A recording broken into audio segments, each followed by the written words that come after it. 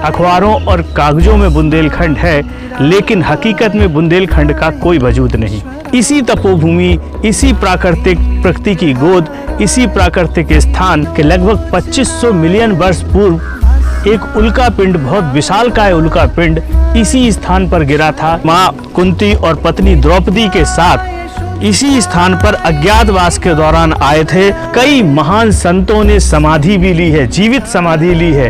25 और 30 के बीच में होगा, यानी कह सकते हैं इतनी गर्मी में भी यहाँ पर अच्छी खासी ठंडक है। ये देख सकते हैं आप 9 छेद, मैं यहाँ हाथ लगा रहा हूँ। उत्सुकता खत्म करने वाले हैं, वो इंतजार खत्म करने वाले हैं, वो रोचकता को बढ़ाने वाले हैं जिसका आपको पिछले कई मिनट से इंतजार था।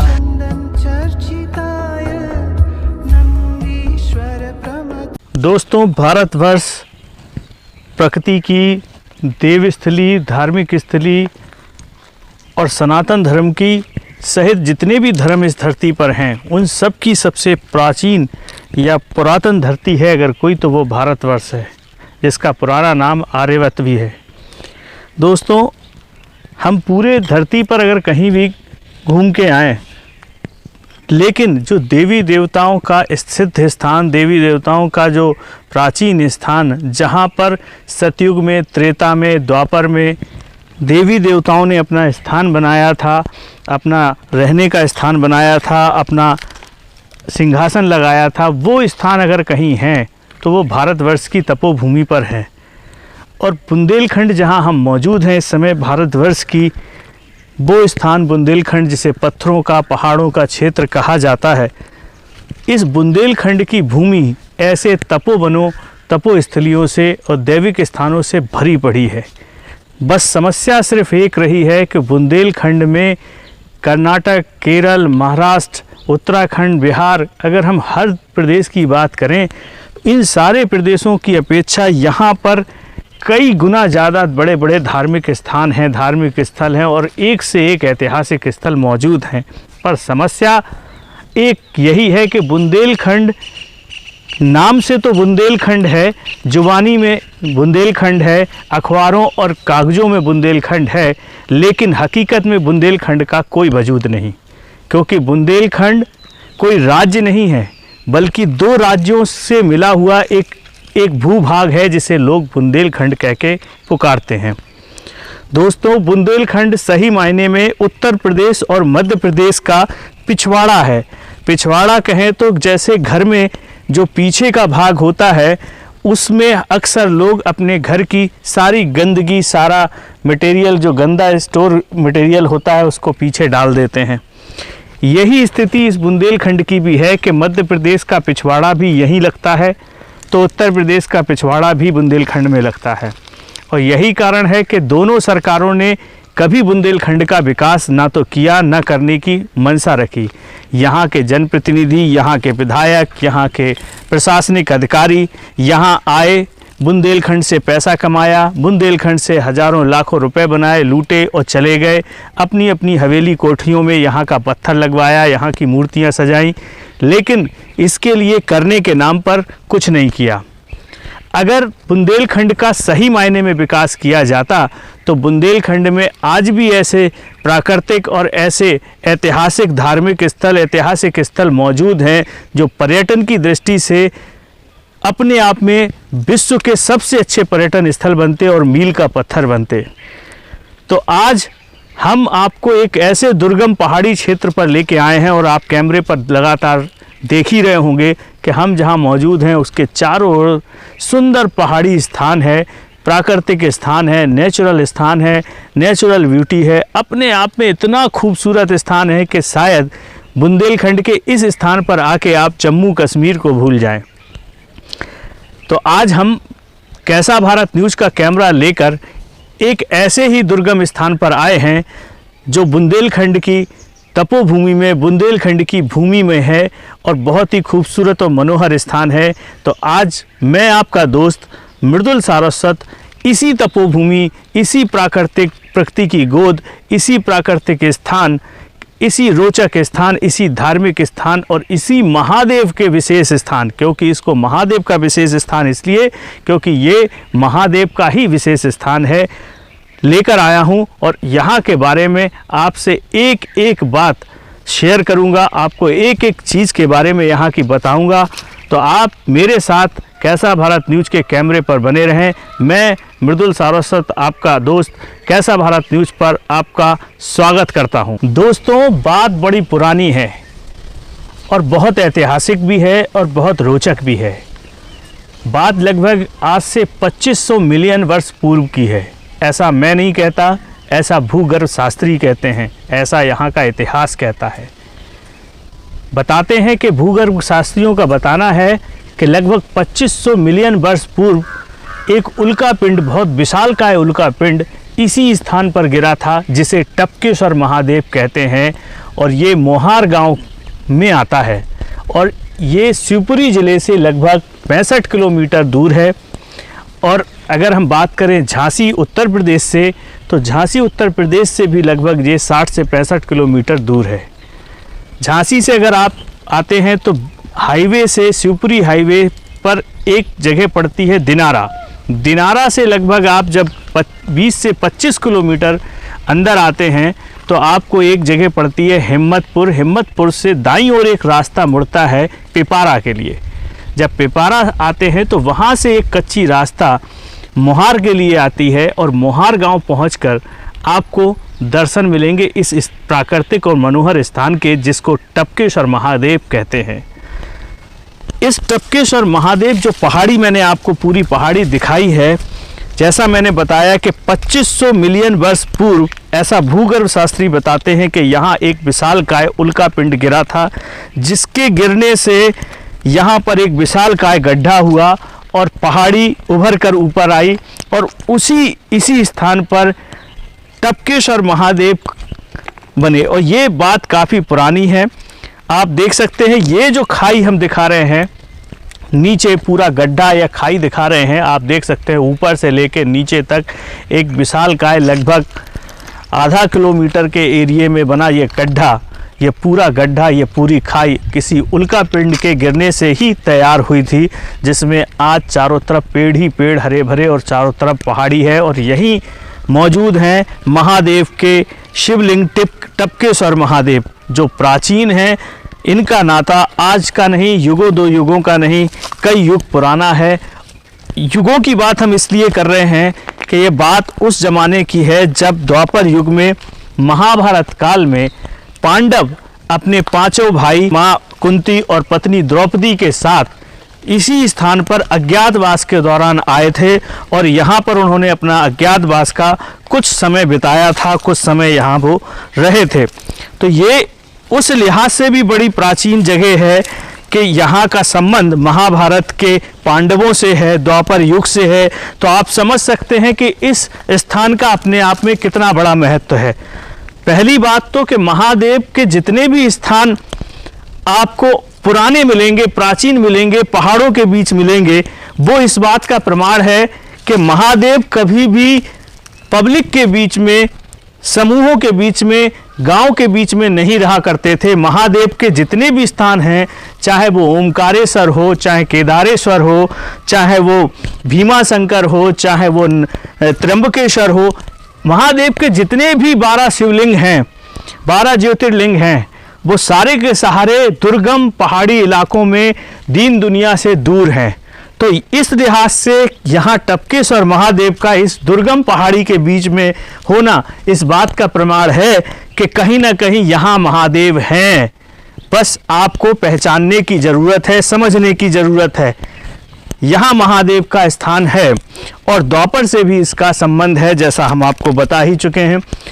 तो दोस्तों, ये एक विशेष रोचक बात है कि एक तो वैज्ञानिकों की दृष्टि से, भूगर्भ शास्त्रियों की दृष्टि से, नासा की दृष्टि से ये एक विशेष स्थान है, क्योंकि यहाँ उल्का पिंड गिर रहा था। यहाँ रिसर्च के लिए काफ़ी कुछ मिल सकता है।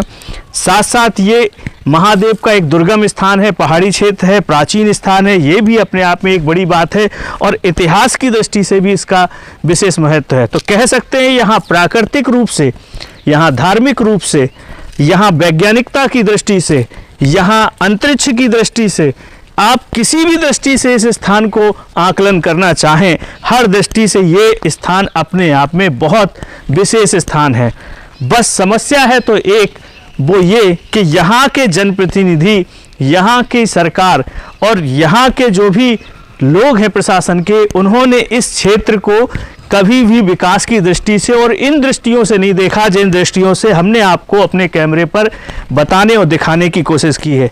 अगर उन्होंने भी इस चीज़ को, इसके महत्व को इतना ही गहराई से आंका होता तो निश्चित मानो आज ये क्षेत्र नासिक के त्र्यंबकेश्वर, केदारनाथ ऐसे दुर्गम महादेव के स्थानों की तरह ही पर्यटन स्थल होता, प्राचीन स्थल होता और यहाँ भक्तों का और पर्यटकों का तांता लगा रहता।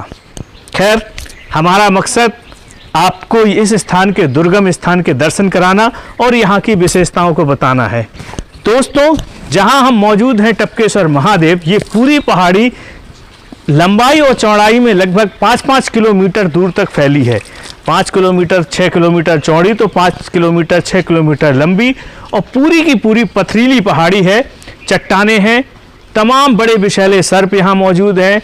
यहाँ पर पानी के झरने लगातार बहते रहते हैं। प्राकृतिक जड़ों से, प्राकृतिक जो जड़ी बूटियों हैं उनको छूता हुआ पानी, शुद्ध पानी यहाँ पर झरनों के रूप में, धाराओं के रूप में बहता रहता है, जो पानी कई तरीके की बीमारियों को भी दूर करता है। कहते हैं जो प्रकृति की गोद से बहता हुआ पानी आता है, जड़ों से बहता हुआ आता है, जड़ी बूटियों से, तमाम बड़े बड़े रोगों को दूर करने की भी क्षमता रखता है। तो निश्चित तौर पे यहाँ का पानी बीमारियों के लिए भी वरदान साबित हो सकता है अगर इसकी जाँच की जाए।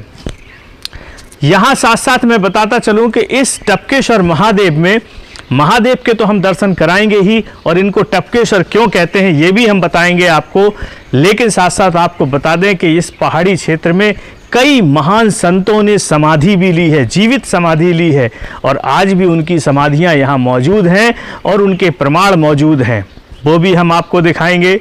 दोस्तों, साथ साथ हम आपको दिखाएंगे यहाँ का वो प्राकृतिक झरना, वो प्राकृतिक पानी जिसकी पवित्रता और जिसकी शुद्धता और जिसकी जो आयुर्वेदिक महत्व है उसकी अपने आप में बात निराली है। हम आपको वो गुफा भी दिखाएंगे इस टपकेश्वर महादेव मंदिर की, जहां कहते हैं कि गर्मी में अगर आप लेट जाएं तो आपका 1.5 टन का 2 टन का एसी भी फेल हो जाएगा। एसी से भी सुंदर ठंडी और शीतल हवा आपको उस गुफा में मिलेगी, हम वो भी दिखाएंगे आपको। तो चलिए हम शुरुआत करते हैं। सबसे पहले आप देख सकते हैं मेरे सामने मैं जहां खड़ा हूं, ये एक टपकेश्वर महादेव की जो पहाड़ी है, कई फुट ऊंचा, कम से कम इस पहाड़ी की हाइट की बात करें तो कम से कम ये 300-350 फुट ऊंची पहाड़ी है, जिस पर अभी हम बड़ी मशक्क़त करके गाड़ी से आए हैं। गाड़ी से चढ़ने में भी हमको बड़ी मशक्क़त करनी पड़ी, बहुत लंबा और खड़ी पहाड़ी थी जिस पर हम चढ़ते हुए यहाँ तक पहुँचे हैं। यहाँ से लगभग 5-6 किलोमीटर तक का एरिया जो रास्ता है वो भी बड़ी कच्ची है, पथरीली है, दिक्कत वाली है और हमें लगता है कि बारिश के मौसम में तो और ज़्यादा इसकी हालत बिगड़ जाएगी। अभी बारिश शुरू हुई है, सावन का महीना बिल्कुल पास में लगा है, महादेव का बड़ा महत्व होता है, इस वजह से हम आज ये विशेष स्टोरी आपको दिखाने आए हैं। तो ये देख सकते हैं, ये यहाँ की टपकेश्वर महादेव की यज्ञशाला है। जब यहाँ पर बड़े बड़े यज्ञ अनुष्ठान होते हैं तब इस यज्ञशाला का उपयोग किया जाता है। दोस्तों, हम आगे बढ़े हैं टपकेश्वर महादेव मंदिर में और आप देख सकते हैं जिस टीन सेट के नीचे मैं खड़ा हूँ, ये विशाल टीन सेट इसी टपकेश्वर महादेव की पहाड़ी पर लगाया गया है और इसलिए लगाया गया है कि ताकि यहाँ पर जो भक्त आएँ वो यहाँ आराम से ठंडे में बैठ भी सकें। यहाँ पर मेरे पीछे देख सकते हैं टपकेश्वर महादेव में ये कुछ कमरे बनाए हैं भक्तों के प्रयास से, भक्तों के सहयोग से ये कमरे बने हैं, जिसमें यहाँ के जो मुख्य महंत हैं दयागिरी जी महाराज, वो यहाँ पर निवास करते हैं और हमेशा यहीं रहते हैं, 24 घंटे हमेशा हर वक्त यहीं रहते हैं, यही उनका विश्राम है, यही उनका निवास स्थान है। ये देख सकते हैं दोस्तों, टपकेश्वर महादेव में एक धूनी है जो परमानेंट सुलगती रहती है, जलती रहती है। यहाँ पर परमानेंट, जब से ये मंदिर, ये टपकेश्वर महादेव है का स्थान है, तब से ये धूनी लगातार सुलगती रहती है। आगे बढ़ते हैं। सबसे पहले इस कड़ी में मैं आपको लेके चलूँगा भगवान बजरंगबली के मंदिर। मेरे ठीक पीछे आप देख रहे हैं ये मंदिर जो है काफ़ी पुराना और प्राचीन है। ये सारे के सारे मंदिर जो यहाँ हैं इन्हें जीर्णोद्धार करके दोबारा डेवलप किया गया है। हालांकि इनकी अगर प्राचीनता की बात करें इन मंदिरों की, तो ये सारे के सारे मंदिर कम से कम हजार वर्ष पुराने मंदिर हैं, जैसा यहाँ के लोग बताते हैं, जैसा यहाँ का इतिहास बताता है। तो आप देख सकते हैं मेरे ठीक सामने ये प्रभु श्री राम के भक्त भगवान बजरंगबली का मंदिर है, हनुमान जी महाराज का मंदिर है, जहाँ हम आपको लेकर आए हैं। देख सकते हैं बजरंगबली की विशालकाय प्रतिमा यहाँ पर लगी हुई है। भक्त आते हैं, इनके दर्शन करते हैं। ये प्रतिमाएं यहाँ पर दोस्तों जितनी प्रतिमाएं हैं इस पूरे टपकेश्वर पहाड़ी पर, यहाँ ज़्यादातर प्रतिमाएं प्राचीन हैं, पत्थरों की यहीं से जो प्रकट हुई, यहीं जो मिली वो प्रतिमाएं हैं। और सारे के सारे मंदिर प्राचीन मंदिर हैं। इनका जीर्णोद्धार करके इनको दोबारा भक्तों के सहयोग से तैयार कराया गया। आप देख सकते हैं इस मंदिर के चारों तरफ हम जहां आए हैं टपकेश्वर, ये पूरा पहाड़ी क्षेत्र है। आप देख सकते हैं बड़े बड़े विशालकाय पेड़ यहाँ मौजूद हैं। कम से कम 350 फुट ऊंची ये पहाड़ी, और इस पहाड़ी पर आप देख सकते हैं बड़े बड़े पेड़ों की जड़ें, शाखाएं यहाँ पर मौजूद हैं, बड़े बड़े पेड़ मौजूद हैं। चलिए अब हम आपको नीचे लेके चलते हैं। आप देख सकते हैं इस दुर्गम पहाड़ी पर विशालकाय आम का पेड़, और ऐसे एक नहीं कई पेड़ मौजूद हैं यहाँ। इतना विशालकाय पेड़ इस ऊपर पहाड़ी पर 300-350 फुट ऊपर पहाड़ी पर आम का पेड़ होना और नीम का पेड़ होना, बड़े बड़े अच्छे पेड़ होना, ये अपने आप में एक विशेष बात है। यहाँ कह सकते हैं टपकेश्वर महादेव जो प्रकृति की गोद में यहाँ पर स्थान है वो अपने आप में बड़ा ही खूबसूरत है। नेचुरल दृष्टि से इतना सुकून है, इतनी भीषण गर्मी। इस समय का पारा अगर बात करें तो लगभग 46-47 का पारा है, लेकिन इस पहाड़ी पर जहाँ हम इस समय शूट कर रहे हैं वहाँ पर अगर पारे की बात करें तो शायद 25 और 30 के बीच में होगा। यानी कह सकते हैं इतनी गर्मी में भी यहाँ पर अच्छी खासी ठंडक है, गर्मी का एहसास नहीं है। ये एक प्राकृतिक और सुंदर स्थान है। यहाँ वृक्ष, जामुन के वृक्ष, आम के वृक्ष देख सकते हैं, मेरे बगल में आम का वृक्ष, इस साइड जामुन का वृक्ष, और बड़े बड़े वृक्ष यहाँ पर मौजूद हैं। चलिए दोस्तों, अब हम इस पहाड़ी क्षेत्र में इस टपकेश्वर महादेव मंदिर के पास ही आपको कुछ समाधि स्थल है। हमने जैसा आपको बताया था कि यहाँ पर कुछ संतों ने समाधि ली थी, वो समाधि स्थल मौजूद है। हमारे साथ इसी टपकेश्वर मंदिर के एक सेवक, भगवान के सेवक मौजूद हैं महादेव के, उनको हम यहाँ बुलाएंगे और कैमरे पर दिखाएंगे उनके साथ चल कर के कहाँ कहाँ कौन कौन सी समाधियाँ हैं। यहाँ पर हमारे साथ मौजूद हैं यहाँ के टपकेश्वर महादेव के सेवक, उनसे हम उनका नाम जानेंगे और फिर पूछेंगे कि यहाँ कौन कौन सी समाधियां हैं, और हम उनके साथ उन समाधियों पर चलेंगे और उन समाधियों के इतिहास के बारे में भी जानेंगे कि कितनी पुरानी है, कितनी प्राचीन है, और इनका प्रमाण भी जानने की कोशिश करेंगे कैसे ये मालूम पड़ा था कि ये समाधि स्थल है। तो सबसे पहले हम यहाँ पर आप देख सकते हैं जहाँ हम खड़े हैं ये भी एक समाधि स्थल है, ऐसा बताया गया है। हालांकि इस समाधि स्थल पर ऊपर शिवलिंग को विराज दिया गया है, यहाँ पर शिवलिंग विराजे हैं, लेकिन कहते हैं ये समाधि स्थल ही है। तो हमारे सामने ये खड़े हुए हैं सेवक जी, हम इनसे सबसे पहले इनका नाम जानेंगे। लखनगिरी गोस्वामी। लखनगिरी गोस्वामी। हाँ। आप हमें ये बताइए कि यहाँ पर हमें बताया कि समाधि स्थल है, जहाँ हम खड़े ये भी समाधि है, तो क्या ये समाधि है? अब ये पुराने लोग बताते हैं कि ये समाधि है। अच्छा। तो ऐसे हम सुनाता रहे कि ये पुरानी समाधि है। अच्छा। और ये शिवलिंग क्या बाद में बिठाया गया यहाँ पर? नहीं, जब समाधि ली है, जब मंदिर बना जब ये शिवलिंग बैठा रही है। तो समाधि कितनी पुरानी होगी लगभग? ये कम से कम हजार खान पुरानी हुई है। 1000 साल पुरानी होगी। अच्छा, वो साधु संत कौन थे इसके बारे में किसी को कुछ नहीं पता है? अब फिर तो जे पुराने पर गए, जिनने समाधि ले भी दूसरे बन गए। अच्छा। हिसाब से बना चले आ रहे। ये नहीं पता था कि किसने समाधि ली, कौन थे वो? नहीं, जे नहीं, उनका नाम वगैरह नहीं। चलिए अब हम आपके साथ चलते हैं। और भी यहाँ समाधि स्थल मौजूद हैं। कुछ ऐसे स्थान भी हैं जहाँ पर जीवित समाधि ली गई, यानी कि जीते जी संतों ने समाधि ले ली, और वो समाधि स्थल भी यहाँ मौजूद हैं। हालांकि ये समाधि किन की हैं, किसने समाधि ली, उनका क्या नाम था, वो संत कौन थे, ये बात अज्ञात है, ये कोई नहीं जानता। तो चलिए अब हम लेके चलते हैं आपको समाधि स्थल जहां जीवित समाधि ली गई, इससे पहले हम आपको कैमरे पर कुछ यहाँ की विशेष रोचक चीज़ें दिखाना चाह रहे हैं। आप देख सकते हैं मेरे सामने ये दुर्गम पहाड़ी जो कम से कम 350 फुट ऊपर है। इस पहाड़ी के अंदर जल का इतना भारी भरकम कुंड, इतना प्यारा कुंड, शीतल जल का, ठंडे पानी का इतना बड़ा कुंड यहाँ मौजूद है। और ये काफ़ी अंदर गहराई में आप देख सकते हैं, जीने उतर के हम अंदर जा रहे हैं कैमरे को लेकर, और अंदर पानी का बड़ा कुंड है, बड़ा स्रोता है। और पूरी पहाड़ी में ऐसे एक नहीं अनगिनत स्रोते हैं, आप देख सकते हैं। मैं आपको दिखा रहा हूँ, ये देख सकते हैं आप, पत्थरों से रिसता हुआ पानी, ये ठंडा पानी, ये शीतल पानी जो लगातार पत्थरों से रिस रहा है। ऐसे तमाम स्रोते यहाँ मौजूद हैं। आप जहाँ भी पहाड़ी पर नज़र डाल देंगे, आप मेरे इर्द गिर्द कहीं भी नज़र डालें, यहाँ देखें, ये भी सारे के सारे जल के स्रोते हैं, ठंडे पानी के स्रोते हैं पहाड़ी के। जबकि पहाड़ी के ऊपर कोई ऐसा जल कुंड नहीं है, ना ही कोई ऐसा तालाब है, ना कोई ऐसी झील है।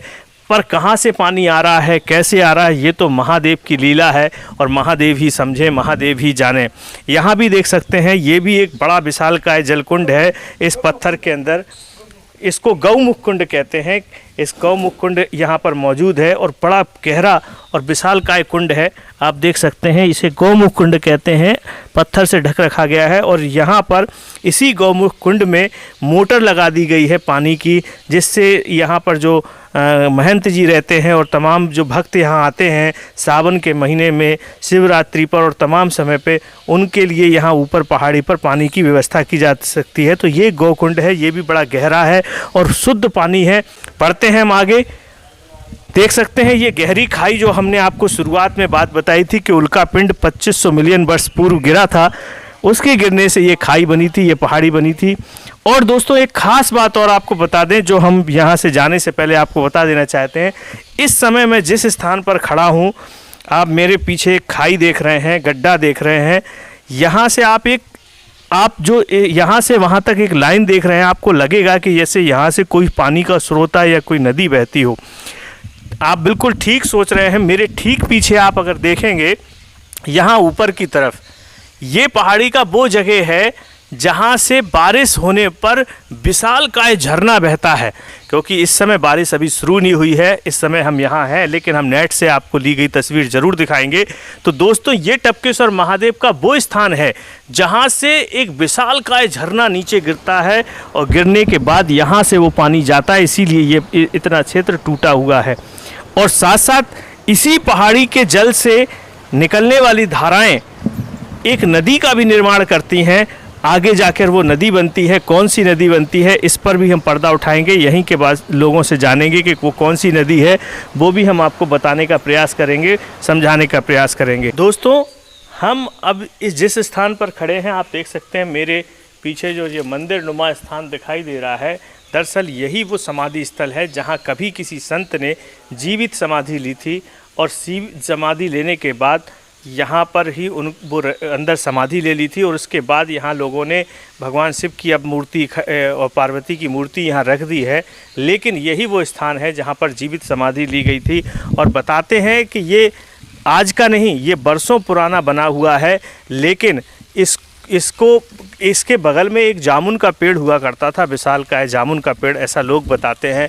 वो जामुन का पेड़ बारिश में एक बार टूटकर फटकर गिरा, तो इससे इस समाधि स्थल का ऊपर का हिस्सा जो है वो टूट गया था, जिसे बाद में दोबारा निर्माण कराया गया। जब ये टूट कर गिरा तब यहाँ पर कुछ ऐसे चीज़ें मिली जिनके आधार पर ये पाया गया कि यहाँ पर एक किसी संत ने जीवित समाधि ली थी। चलिए दोस्तों हम प्रवेश कर रहे हैं इस समाधि स्थल में। आप देख सकते हैं ये वो समाधि स्थल है जहाँ पर एक संत ने जीवित रहते हुए समाधि ली थी। बाद में यहाँ समाधि के ऊपर भगवान भोलेनाथ और माँ गौरी की मूर्ति स्थापित कर दी गई है, लेकिन ये बहुत प्राचीन है। चलिए हमारे साथ मौजूद हैं यहाँ के जो हमारे साथ मौजूद हैं टपकेश्वर महादेव के सेवक, उनसे जानते हैं कि ये समाधि, जीवित समाधि किसकी थी और कैसे प्रमाणित हुआ था कि यहाँ पर किसी संत ने जीवित समाधि ली थी। भाई साहब, हम जानना चाह रहे थे कि ये प्राचीन समाधि स्थल है जैसा हमें बताया गया, ये कितने पुरानी बात है और ये कैसे प्रमाणित हुआ कि यहाँ पर वाकई समाधि ही स्थल था और ये यहाँ पर किसी ने जीवित समाधि ली थी संत ने? ये तो बहुत पुराना मंदिर था। बहुत ऊंचा मंदिर था, पुराना था, तो पुराने से वो फट गया था, चूना को बना था। अच्छा, कैसे फट गया था? वो बहुत पुराना पड़ गया, तो फट गया। जो जामुन का पेड़ खड़ा था वो गिरो, तो वो तो फटा तो चारों तरफ है, तो गिर पड़ो, गिरो। सो जब मंदिर दूसरे बनावे की वो बनाई, अच्छा, तो जाके आसपास में पूरी की झराई करी, झराई करी, जाके ऊपर एक पाट रखी थी चाहे बड़ी बड़ी वाली। तो एक संत जी थे बहुत पुराने, डी महाराज बोलते थे, डी महाराज, अच्छा, बेहना आते मुँह जो। अच्छा, तो उनने बोले जब पाट एक तरफ करके देखिए, अच्छा, बाप पाट के लाने उठाई, तो वहाँ में पूरा संत जी का कंकाल, हाँ पूरा जी कमंडल सोटा, इनका पूरा सामान, माला, पैर सब सामान रखो, तो वहाँ में उनने जाके तब पाट रखवा दी थी। और कंकाल भी बैठे हुए बिल्कुल था, पूरे बैठे थे, मतलब संत का कमंडल था, संत पूरे बैठी हुई अवस्था में थे और उनके साथ कमंडल और उनका जो भी सामान होता है वो भी मौजूद था, मौजूद था। इससे ही प्रमाणित हुआ कि यहाँ पर जीवित समाधि, जीवित समाधि। लगभग कितनी पुरानी बात है ये? जी 25 साल पुरानी 25 बात। साल पुरानी। अच्छा, यहाँ बीजक के बारे में भी कोई बता रहे थे हमें? बीजक लगा तो, लेकिन मंदिर गिरो तो वो बीजक फूट फाटे हो। अच्छा, तो दोस्तों आपने सुना, हमें बताया कि ये एक जीवित समाधि थी, जहाँ पर एक संत ने जीवित समाधि ली थी। और इसका प्रमाण इस बात से हुआ कि जब यहाँ पर ये मंदिर का जामुन का पेड़ गिरने से टूटा और दोबारा उसका जीर्णोद्धार कराने की कोशिश की गई, तो यहाँ पर जो एक डी महाराज थे, उन्होंने जब कराने की कोशिश की तो यहाँ पर एक पत्थर मिला, उस पत्थर को हटाया गया तो देखा गया बैठी हुई अवस्था में एक कंकाल मिला, जिसके बगल में कमंडल, चमीटा और माला, उनका जो भी संत का सामान था वो यहाँ मौजूद था। यही एक बड़ा प्रमाण था कि यहाँ पर एक जीवित संत ने समाधि ली थी। दोस्तों, जिन संत ने यहाँ पर समाधि ली थी, जीवित समाधि ली थी, और जीर्णोद्धार के समय जब उनकी समाधि को जो यहाँ पे वर्तमान उस समय के संत थे डी महाराज, उन्होंने पत्थर हटवा के जब वो देखी समाधि, कंकाल देखा, कहते हैं संत जहाँ समाधि लेते हैं उनकी समाधि स्थल को कभी तोड़ना या खोलना नहीं चाहिए, क्योंकि उसमें बड़ा तप और प्रताप होता है। लेकिन जब वो महाराज ने जाने अनजाने गलती से, भूल से ही सही, लेकिन उस समाधि को खोल दिया, कहते हैं उसके 4 दिन बाद ही उनकी मृत्यु भी हो गई थी। दोस्तों, मैं जिस जगह खड़ा हूँ, आप मेरे पीछे रास्ता देख सकते हैं। एक साइड ऊंची पहाड़ी है, कम से कम 100-150 फुट ऊंची पहाड़ी, तो नीचे कम से कम 300-350 फुट नीची खाई है, और उन दोनों के बीच में ये लगभग 10 से 12 फुट 15 फुट चौड़ी एक रास्ता बनाई गई है। यही रास्ता लोगों के, पर्यटकों के, भक्तों के आने का मुख्य रास्ता है, जो इस टपकेश्वर महादेव पहाड़ी तक हमें लेकर आता है। और आप देख सकते हैं मेरे ठीक सामने ये एक जीने गए हैं काफ़ी ऊंचे पहाड़ी के सबसे ऊंचाई पर। ये दोस्तों प्राचीन रास्ता है, बहुत पुराना रास्ता है, जो अब चालू नहीं है। कहते हैं कि ये जो जीने हैं ये पहाड़ी के ऊपर से वापस नीचे एक ढरा गांव है, वहाँ तक जाता है, और पहले भक्त वहीं से आया करते थे, उसी रास्ते से आया करते थे, और यहाँ तक आने का यही एक रास्ता था। बाद में ये रास्ता बदला गया, नीचे से एक और रास्ता बनाया गया जीनों का, लेकिन कहते हैं कुछ वर्ष पहले बारिश की वजह से पहाड़ी ढही और वो रास्ता भी टूट गया। फिलहाल अभी वर्तमान की बात करें तो ये रास्ता आप देख सकते हैं, ये रास्ता जो मोहार गांव से ऊपर की ओर आता है, इस टपकेश्वर पहाड़ी पर आता है, और यहीं से आप मंदिर में टपकेश्वर महादेव के दर्शन करने के लिए आ सकते हैं। और बड़े आराम से आप 4 पहिए की गाड़ी हो, 2 पहिए की गाड़ी हो, दोनों से आ सकते हैं। बस आपको आते समय सावधानी बरतनी है, क्योंकि ये पहाड़ी है, ऊपर भी पथरीली पहाड़ी है और नीचे भी इसके नीचे कई सौ फुट खाई है। अगर धोखे से बारिश में या किसी भी प्रकार से पहाड़ी टूटी या गिरी तो बहुत बड़ी कैजुअल्टी या नुकसान हो सकता है, इसलिए आपको आते समय बहुत सावधानी बरतने की आवश्यकता है। चलिए दोस्तों, हम आगे बढ़ते हैं और आपको इस टपकेश्वर महादेव की पहाड़ी का वो सबसे इम्पोर्टेंट स्थान दिखाने वाला हूँ, जिसे यहाँ का प्राकृतिक एसी कहते हैं, एयर कंडीशन वाली जगह, जहाँ कहते हैं ना तो एसी लगा है, ना पंखा है, ना कूलर है, लेकिन अगर आप 50 के पारे में भी उस गुफा के अंदर बैठ जाएं, लेट जाएं, तो आपको लगेगा कि आप किसी बर्फीले एरिया में आ गए हैं, यानी आप कश्मीर में आ गए हैं। एकदम एसी कमरा है, वो एसी गुफा है और प्राकृतिक गुफा है, उसमें कोई आधुनिकता की ओर नहीं। चलिए अब हम आपको लेकर चलते हैं उस एसी गुफा में, सिद्ध गुफा में, जहां पर बिना किसी आधुनिक स्ट्रक्चर के प्राकृतिक एसी का मज़ा मिलता है। तो आइए अब हम आपको उस गुफा के अंदर लेके चलते हैं। रास्ता छोटा है लेकिन बहुत ही खास है। हम इसी रास्ते से प्रवेश करेंगे, यही रास्ता हमें उस एसी गुफा में लेकर जाएगा। चलिए।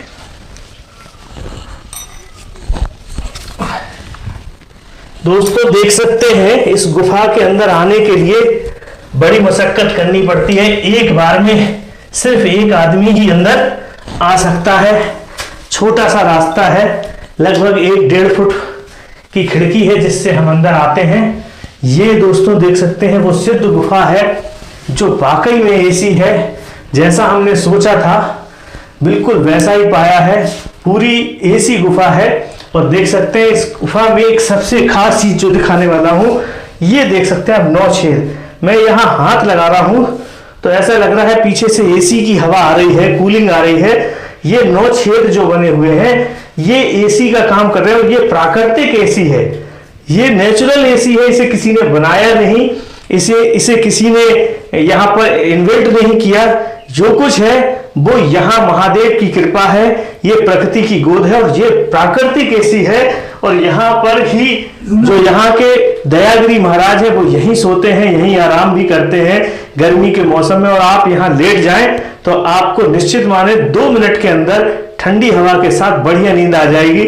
आपको हम उस ठंडक का एहसास तो कैमरे पर नहीं करा सकते, लेकिन जो हमें फील हो रहा है निश्चित मानो मुझे यहाँ से उठने की बिल्कुल इच्छा नहीं है। लगता है 2 मिनट इसी गुफा में, इसी बिस्तर पर, प्राकृतिक बिस्तर पर लेटकर इस एसी का आनंद लें और यहाँ से ना बाहर जाएं। लेकिन ये खबर पूरी करनी है, आपको यहाँ के एक-एक दर्शन कराने हैं। इसलिए दोस्तों इस सुख को छोड़कर हम वापस चलते हैं और आगे के इस टपकेश्वर महादेव के जो प्राकृतिक स्थान है उनसे भी आपको रूबरू कराते हैं। दोस्तों चलिए अब हम बाहर निकलने की कोशिश कर रहे हैं इस गुफा से। आप देख सकते हैं छोटी सी खिड़की है, लगभग 1.5 फुट बाई 1.5 फुट भी नहीं जगह होगी। छोटी सी खिड़की है, प्राकृतिक खिड़की है और इसके अंदर ही वो प्राकृतिक सिद्ध गुफा है, एसी गुफा है। खैर हमने आपको दिखाई, अब हम बाहर निकलने का प्रयास कर रहे हैं। आप देख रहे हैं कि निकलने के लिए बड़ी मशक्कत करनी पड़ रही है। तो ये वो सिद्ध गुफा है दोस्तों जो यहाँ का एसी कहलाती है, एसी रूम कहलाती है। अब हम आपको इस टपकेश्वर महादेव की दुर्गम पहाड़ी जिस पर हम लेकर आए हैं, अपने आप में बड़ा विहंगम स्थान है, बहुत ही खूबसूरत स्थान है, धार्मिक स्थल है, महादेव का स्थान है। उस स्थान में हमारी इच्छा थी आपको महादेव टपकेश्वर के दर्शन कराना, जिन्हें टपकेश्वर कहा जाता है। और क्यों कहा जाता है टपकेश्वर ये भी हम बताएंगे। तो अब आपके लिए वो वक्त आ चुका है जब हम आपको टपकेश्वर महादेव के दर्शन कराने ले चल रहे हैं। लेकिन उससे पहले मेरे सामने मेरी नज़र एक प्राचीन मूर्ति पर पड़ी है जो यहाँ की खुदाई में, यहाँ के जब कभी निर्माण हुए या कभी टूट फूट पहाड़ गिरा तो उस समय ये मूर्ति निकली है। प्राचीन मूर्ति है महादेव की। और दोस्तों ये देख सकते हैं ये मूर्ति अगर आप गौर करेंगे तो ये अर्धनारीश्वर हैं। अर्धनारीश्वर उन्हें कहते हैं, भगवान भोलेनाथ के उस स्वरूप को कहते हैं जो आधा भोलेनाथ होते हैं, आधा महादेव होते हैं, तो आधा गौरा होती हैं। और इसका प्रमाण आप देख सकते हैं महादेव के हिस्से में मुंडमाला है। मुंडमाला है यानी कि महादेव मुंडमाला पहनते हैं। मुंडमाला है, यहाँ पर उनका जो वो होता है बजाने वाला वो है। यहाँ उनका हाथ में त्रिशूल था जो टूट गया है। नीचे देखें अगर गौर करें तो यहाँ महादेव के पास ही नंदी बने हुए हैं। और अगर अब हम बात करें इस हिस्से की तो देख सकते हैं ये मूर्ति क्योंकि खंडित है, टूट चुकी है, लेकिन आप गौर करें तो ये गौरा वाला हिस्सा है यानी पार्वती का हिस्सा है। आप देख सकते हैं उनके वक्ष स्थल का उभार भी साफ दिखाई दे रहा है जो कि इसमें नहीं था। यहाँ आप गौर करें तो ये आप फूल जो देख रहे हैं, ये माला देख रहे हैं हार की, जो नेकलेस देख रहे हैं ये गौरा का नेकलेस है। जबकि इस साइड जो नेकलेस है वो सर्पों का नेकलेस है जो भोलेनाथ के गले में होता है। ये गौरा की माला है, नेकलेस है जो माँ पार्वती का है। और ये देख सकते हैं ब्लाउज का हिस्सा है जो माँ गौरा ब्लाउज पहनती हैं लेडीज़ें, वो ब्लाउज का हिस्सा है। और ब्लाउज पर ये पुष्प भी बना हुआ है, ये बाजूबंद भी लगा हुआ है, ये चूड़ियाँ आप देख सकते हैं कलाई में। और साथ ही ये पुष्प देख सकते हैं जो गौरा के हाथ में यानी पार्वती के हाथ में होता है। नीचे की तरफ अगर ध्यान देंगे तो आप देखेंगे ये सिंह बना हुआ है, शेर बना हुआ है। इस तरफ नंदी थे तो इस तरफ सिंह बना हुआ है। तो ये सिंह हमेशा गौरा के साथ होता है, देवी के साथ होता है, तो ये सिंह बना हुआ है। तो ये दोस्तों वो मूर्ति प्राचीन और बहुत ही दुर्लभ मूर्ति है। इसे दुर्लभ मूर्ति इसलिए कह रहे हैं कि ऐसी मूर्ति शायद ही हमने पहले कभी देखी हो कि जहां अर्धनारीश्वर की मूर्ति, प्राचीन मूर्ति मिली हो। यहाँ हमने पहली बार देखी है, लेकिन इस पहाड़ी में वो यहाँ पर स्थापित है, काफ़ी समय पहले रखी गई। खैर, हम आगे बढ़ेंगे, चलते हैं। अब हम आपको इस पहाड़ी पर लाने का जो हमारा उद्देश्य था, इस टपकेश्वर महादेव लाने का जो मेरा उद्देश्य था, उस उद्देश्य पर आपको लेकर चलने वाले हैं। देख सकते हैं यहाँ भी एक प्राकृतिक पानी का झरना स्रोता है जो लगातार बह रहा है। पानी आ रहा है, बहुत ठंडा और शीतल पानी है, लगातार आ रहा है और नीचे की ओर जा रहा है। चलते हैं अब हम आगे की ओर। देख सकते हैं यहाँ पर छोटे छोटे मंदिर बने हुए हैं पहाड़ी के नीचे। ये भगवान बजरंगबली विराजे हुए हैं, उनका मंदिर बना दिया गया है। ये दुर्गा माता का मंदिर बना दिया गया है। यहीं आगे बढ़ते हैं तो ये देख सकते हैं, ये भी देवी का मंदिर है। आगे बढ़ते हैं दोस्तों। जैसे जैसे हम आगे बढ़ेंगे तमाम घंटे भक्तों के द्वारा टांगे गए हैं। और यहाँ देख सकते हैं, यहाँ भी भगवान गणेश का मंदिर है। यहाँ पर गणेश जी विराजे हुए हैं। तमाम ऐसे मंदिर यहाँ मौजूद हैं। चलिए अब हम आपका वो उत्सुकता ख़त्म करने वाले हैं, वो इंतज़ार ख़त्म करने वाले हैं, वो रोचकता को बढ़ाने वाले हैं जिसका आपको पिछले कई मिनट से इंतज़ार था, जिसके लिए हम इतनी दूर, कई किलोमीटर दूर आपको लेकर आए। इस दुर्गम पहाड़ी में, इस टपकेश्वर महादेव पहाड़ी पर लेके आए। मेरा मकसद था वो टपकेश्वर महादेव के दर्शन कराना, जो बहुत ही प्राचीन मूर्ति है, कई हजार वर्ष पुरानी मूर्ति है और इनको टपकेश्वर महादेव कहा जाता है। तो चलिए हम आपका वो उत्सुकता को अब समाप्त करते हैं और आपको लेकर चलते हैं टपकेश्वर महादेव की पहाड़ी में। उन तक पहुंचने के लिए हमें ये देख सकते हैं, इस गुफा से नीचे की ओर जाना पड़ेगा। जी हाँ दोस्तों, टपकेश्वर महादेव के दर्शन करने के लिए हमें इस पहाड़ी से, इस गुफा से नीचे जाएंगे हम, तब हमें टपकेश्वर महादेव के दर्शन होंगे। तो चलिए मेरे साथ, आपको मैं दिखाता हूँ, टपकेश्वर महादेव के दर्शन कराता हूँ। सावन के महीने में यहाँ पर जल चढ़ाने, बेलपत्री चढ़ाने से आपको विशेष पुण्य लाभ होगा। ये बुंदेलखंड का अपने आप में नासिक के त्र्यंबकेश्वर, केदारनाथ के बाबा केदारनाथ से कम नहीं है। यहाँ पर अगर आप आते हैं सावन के महीने में, भगवान भोलेनाथ को बेलपत्री चढ़ाते हैं, पूजन करते हैं, तो ये आप में बड़ी बात होगी। देख सकते हैं दोस्तों, यहाँ कई शिवलिंग हैं। पहला शिवलिंग मेरे सामने आप देख रहे हैं, जिसको मैं हाथ लगा रहा हूं, बगल में नंदी है, शेषनाग है। ये प्राकृतिक शिवलिंग है, प्राकृतिक पत्थर की बनी मूर्ति है जो यहीं पहले से मौजूद है। और देख सकते हैं इनके ऊपर पहाड़ी से पानी बराबर टपक रहा है। हम हाथ लगा के दिखा रहे हैं, ये पानी लगातार पहाड़ी से टपक कर महादेव के ऊपर गिरता रहता है। देख सकते हैं, आगे बढ़ेंगे, यहाँ पर भगवान गणेश की प्रतिमा भी मौजूद है, माँ गौरी की प्रतिमा भी मौजूद है। आगे बढ़ते हैं, देखें यहाँ पर दो शिवलिंग और हैं, छोटे छोटे शिवलिंग मौजूद हैं। आप देख सकते हैं ये शिवलिंग है और लगातार यहाँ इस पहाड़ी से पानी, यानी भगवान भोलेनाथ का अभिषेक करने के लिए किसी की जरूरत नहीं। भोलेनाथ को कोई आता है तो ये उसकी श्रद्धा है, उसके जीवन के फल के लिए बात होगी, उसको फायदा पहुंचेगा। लेकिन नहीं भी आता है तो महादेव को किसी के जल की जरूरत नहीं, किसी के अभिषेक की जरूरत नहीं। महादेव का अभिषेक प्रकृति खुद स्वयं कर रही है। यहाँ लगातार पानी की बूंदे, इस पहाड़ी की पानी की बूंदे महादेव के शिवलिंग को गीला कर रही हैं, उनके ऊपर गिर रही हैं, उनका अभिषेक कर रही हैं। ये वो मुख्य शिवलिंग है टपकेश्वर महादेव का। दोस्तों यही वो प्राचीन मुख्य शिवलिंग है टपकेश्वर महादेव का, जहां पर जिन्हें टपकेश्वर महादेव कहा जाता है। शेषनाग है, ऊपर पहाड़ी है और पहाड़ी से बराबर जल की बूंदें इस टपकेश्वर महादेव के शिवलिंग पर गिर रही हैं और इनको अभिषेक कर रही हैं। और यही कारण है इनको टपकेश्वर महादेव कहा जाता है। दोस्तों मेरा आपको बताने का यही कारण था कि ये पानी की बूंदें लगातार इन पर टपक रही हैं।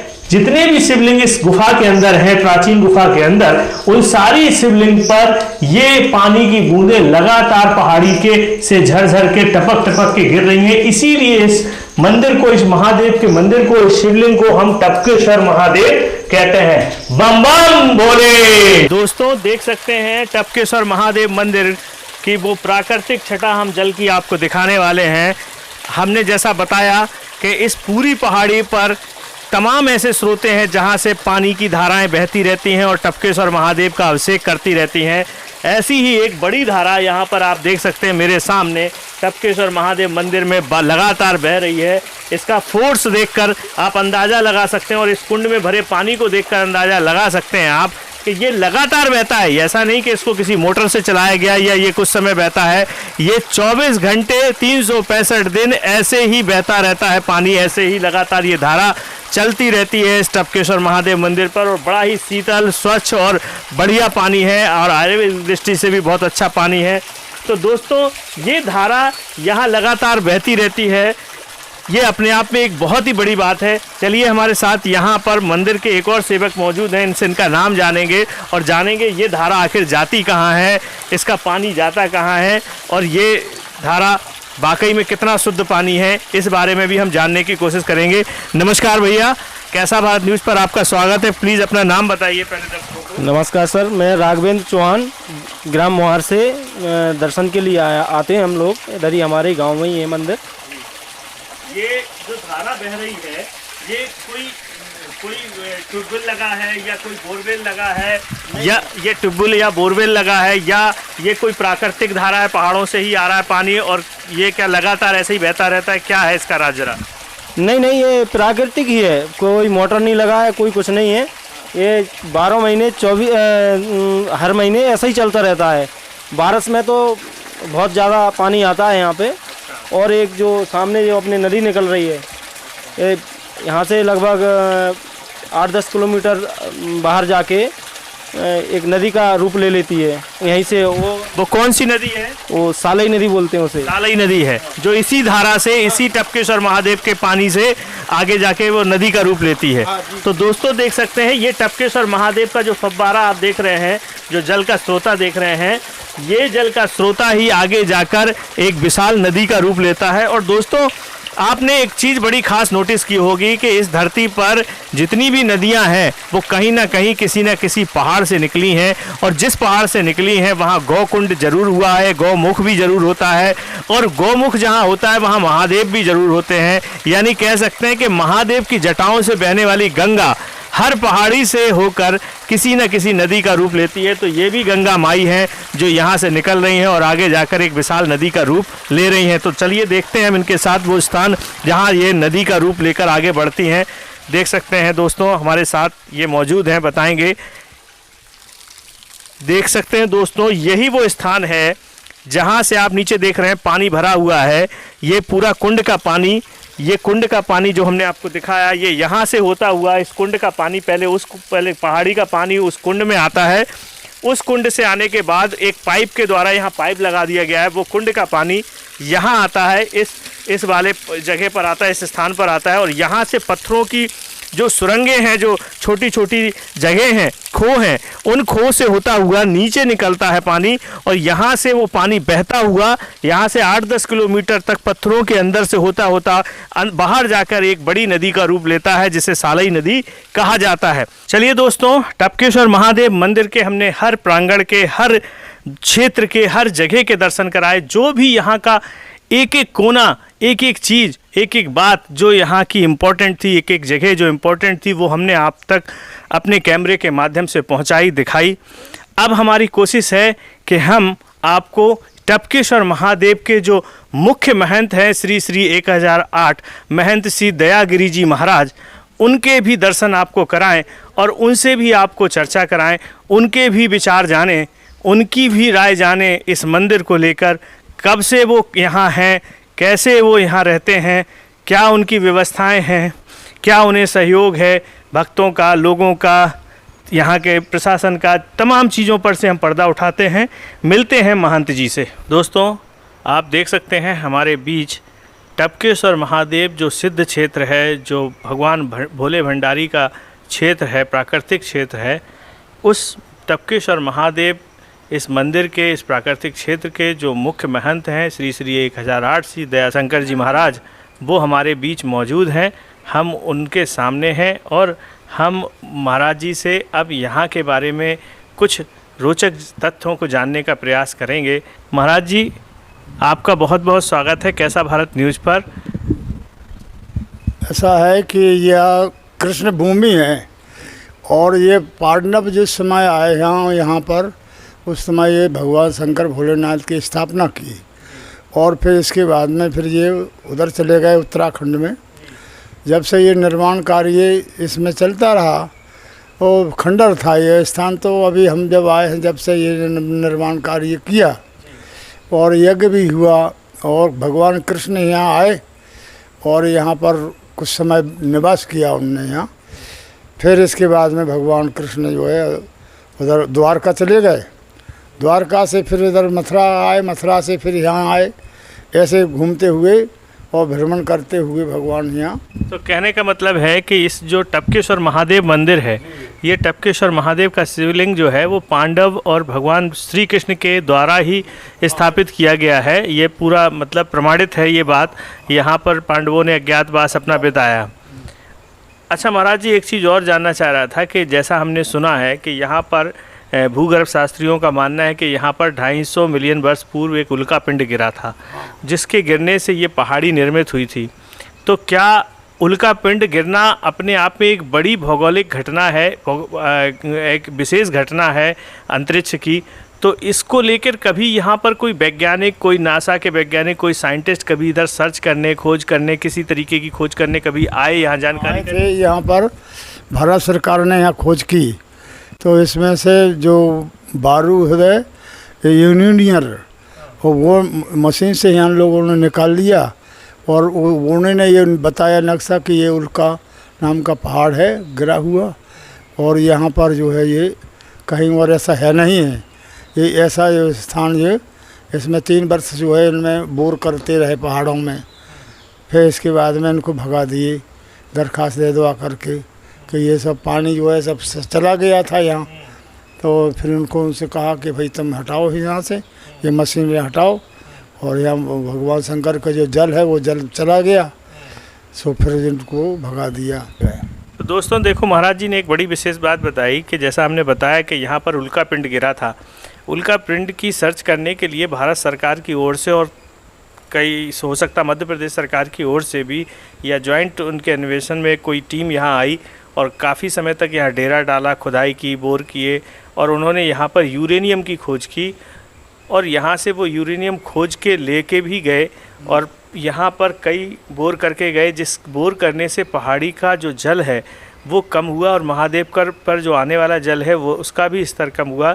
जब ये समस्या लोगों को यहाँ के जो निवासी हैं और महाराज जी हैं उनको समझ में आई तो उन्होंने फिर उन लोगों को लिखा पढ़ी करके यहाँ पर आगे का कार्य करने या खुदाई करने के लिए रोका, तब जाके ये क्षेत्र आज बचा हुआ है। दोस्तों अब हम बात करते हैं महाराज जी से कि वो यहाँ कब से हैं और क्या वो ये सारा मंदिर प्रांगण सिर्फ उनके अधीन ही चलता है या इसमें कोई ट्रस्ट भी शामिल है महाराज जी? इसमें हाँ, इसमें तो ये तो बिल्कुल खंडर स्थान था। यहाँ पर मैंने मंदिर बनवाया यहाँ और इसका निर्माण कार्य किया। पहले तो मैं भ्रमण करता रहा भारतवर्ष में, सब जगह उत्तराखंड घूमा, दक्षिण भारत घूमा, फिर यहाँ पर हरिद्वार से फिर मैं यहाँ आया कि ये काशी खाली ये स्थान है, काशी का मणि का स्थान है, तो तुम वहाँ जाओ। तो वहाँ फिर मैं यहाँ आया तो मेरे को यहाँ 40 वर्ष हो गई। यहाँ से फिर यहाँ निर्माण कार्य करवाया। और अच्छा महाराज जी, एक चीज़ और जाननी थी कि क्या आप ही सब कुछ करते हैं या कोई ट्रस्ट है इसमें? ट्रस्ट वाले हैं, करवा दिए, ट्रस्ट वाले करवा रहे हैं और मैं तो अकेला ही था यहाँ पर, मेरा कोई मानता। तो ट्रस्ट में कौन कौन है यहाँ के? यहाँ पर ट्रस्ट में है, एक तो है अध्यक्षता में तो है 5-6-7 जने हैं। एक तो महेश मास्टर है, एक रवि वो है वीरेंद्र दुबे, दूसरे राम कुमार हैं एक, और तीसरे। क्या कोई इसमें ट्रस्ट में प्रधान या कोई विधायक या प्रशासनिक लोग भी शामिल हैं? कोई नहीं है इसमें, तो वे तो वैसा ही बना रखा है। कुछ ज़मीन है इस मंदिर से तो उसके लिए ठेका में कहा से दे दिया है, वही पैसा जो है निर्माण कार्य में लगा रहे हैं। खुद भी कुछ करते नहीं है वैसा, अपने खुद निजी पैसा लगाए तो ये कुछ नहीं है, वो तो एक वैसा कर रहे हैं। तो दे दी ठेका से। अब वो कह रहे हैं कि यहाँ दरवाजे बनाना है एक यहाँ, और इधर जो है टूट फूट है, यहाँ ये इधर भी बनने हैं, इधर भी बनना है। अच्छा महाराज जी, हमने जैसा देखा कि यहाँ आने में रास्ता कुछ कच्ची मिली हमें, पिपरा से लेके यहाँ तक, और ऐसी रास्ता है कि अगर यहाँ पर आओ तो कई बार बारिश के मौसम में तो शायद गाड़ी भी ना आ सके, तो आने जाने का बड़ा रास्ता थोड़ा सा दुर्गम है ना। तो ऐसे में क्या आपने कभी अपने ट्रस्ट ने या आपने प्रयास नहीं किया कि यहाँ के जनप्रतिनिधि, विधायक, सांसद, मंत्री, मिनिस्टर से या प्रशासन अधिकारियों से कि साहब ये इतना प्राचीन क्षेत्र है, इसको क्यों ना आप इतना साफ़ सुथरा और इतना अच्छा करा दें, सड़क बना दें ताकि तमाम पर्यटक यहाँ आ सकें, लाइटिंग की व्यवस्था हो, इसका कभी प्रयास नहीं किया आपने? किया तो है लेकिन उनको करते नहीं हैं। हमने तो कई बात अच्छे अधिकारी लोग आए कह कर के कह चले जाते हैं और कुछ करवाते हैं नहीं हैं, बस सुन कर के चले जाते हैं लोग। अब यहाँ पर ये निर्माण कार्य तो ये कुछ समाज ने किया है, ये टीन फीन कुछ नहीं था, यहाँ तो मैदान ही था। और फिर यहाँ एक अखंड रामायण 108 रामायण की गई, अभी 1 वर्ष हो गई है, तो यहाँ पर चलती रही अखंड रामायण। और फिर इसके बाद में कुछ भंडारा हुआ और बस ये ख़त्म हो गया। फिर यज्ञ का कार्यक्रम चला तो फिर यज्ञ हुआ, यहाँ प्रवचन कथा भाई, और इसके बाद में फिर सब खत्म। महाराज जी, ये धूनी हमारे सामने जल रही है, क्या ये धूनी ऐसे ही अनावरत जलती रहती है और कब से जल रही है? जब से बहुत समय से जल रही है, ये तो हमारे महाराज पुरखों की समय की है ये धूनी। पहले महात्मा और रहे, उनकी धूनी वे भी जलाते रहे ऐसे। ऐसा हम जो है आरती पूजा डेली प्रतिदिन होती है, इसमें ध्यान से दे देते हैं, इसमें जलती रहती है अग्नि। इसलिए जो है ये सिद्ध भूमि है, यहाँ भभूति दे दो तो सिद्ध कार्य हो जाता है। ऐसा स्थान का टपकेश्वर का, भोलेनाथ का धूनी और जल तो ये सिद्ध स्थानों के लिए होते ही है। तो धूनी पानी सिद्धों की वाणी। अच्छा, जब शिवरात्रि या सावन का महीना हो और पर्यटक या भक्त आते हैं, भीड़ होती है, उस समय क्या यहाँ का प्रशासन कोई यहाँ पर व्यवस्था, सुरक्षा, देख रेख कराता है अपनी? वे लोग जो है 4 से 10 दफा कमेटी वाले हैं, वे करते हैं, वे व्यवस्था करते हैं। प्रशासन की तरफ से कुछ व्यवस्था प्रशासन की तरफ से कुछ नहीं है, मतलब पुलिस गार्ड इस तरीके की कोई नहीं कि मान लीजिए कोई दुर्घटना घट जाए तो हम सूचना कर देते हैं तो वे लोग आ जाते हैं भीड़ भाड़ में, श्रावण के महीने में सोमवार को। बाकी की और पुलिस नहीं आती है यहाँ। तो दोस्तों, ये थे हमारे साथ महंत दयागिरी जी महाराज, और हमने इनसे यहाँ के बारे में, महाराज जी के बारे में, महाराज जी यहाँ कब से हैं इस बारे में, यहाँ के ट्रस्ट के बारे में, धूनी के बारे में, और इस दुर्गम स्थान, महादेव के इस दुर्गम स्थान के इतिहास के बारे में कि इनको किसने यहाँ स्थापित किया, इनका किनसे नाता है, ये सारी बातों पर से पर्दा उठाया। दोस्तों, टपकेश्वर महादेव जो बुंदेलखंड की तपोभूमि में मौजूद है, शिवपुरी ज़िले से 65 किलोमीटर है और शिवपुरी ज़िले का ही हिस्सा है ये टपकेश्वर महादेव, मोहार गांव। और यहाँ से पिछोर भी 18 किलोमीटर दूर है, झांसी भी लगभग 60-65 किलोमीटर दूर है जो उत्तर प्रदेश का हिस्सा है।